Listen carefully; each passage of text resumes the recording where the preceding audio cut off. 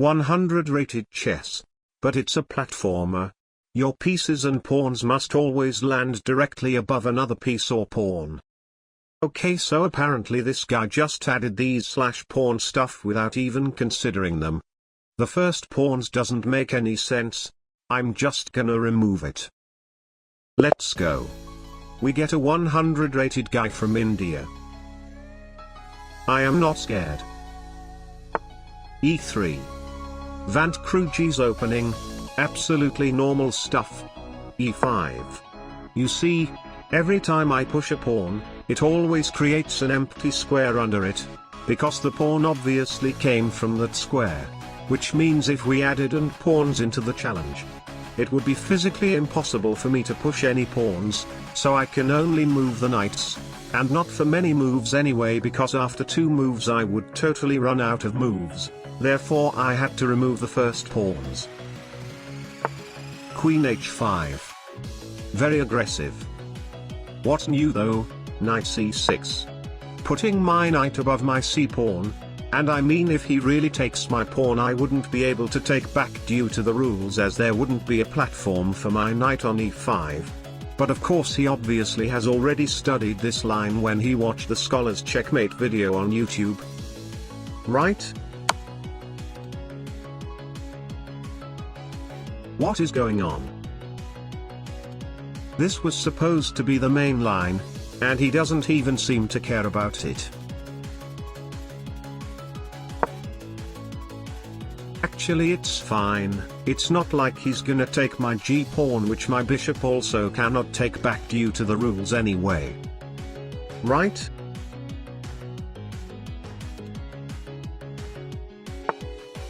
Ha! Doubters. d5. Queen back to d1.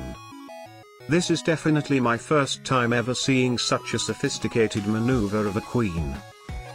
Knight g6. Bishop d3. Bishop d7. Creating a base for a future bishop d6. And he comes at us with another Michelin star bishop maneuver again. But I'm not complaining, he probably figured that putting his bishop over his pawn is a bad idea and then he wants d4. Therefore, I'll play d4 myself. d3. I'll take. Waiting for him to take me first won't help because I can't take back anyway. Bishop takes. Bishop d6. My light square bishop is the base for my dark square bishop, and I've just figured out that I actually cannot move my rooks out because they physically can never obey the rules regardless of whatever I do. Knight f3. Queen f6. This removes the queen from being my light bishop's platform, but the rules didn't mention this, so everything is fine. h4. Aha. He definitely wants bishop g5, and it comes to my surprise that the move actually traps my queen, as she doesn't have a base on e6, or any squares on this diagonal. Therefore, knight e7. Creating a base for my queen when she runs to e6. There he comes. Queen e6 check. It's fine, I think there may be a way to exploit his little trick to turn in our favor. Bishop e2. f6. c3. So 2 moves ago he was blundering his b-pawn to my queen, but now after my queen has departed from the diagonal, he finally decides to defend it. Which blunders a bishop. H takes g5. Queen g4. Ha! His pawn is now my queen's platform, and next he's gonna castle straight into my queen's massive attack.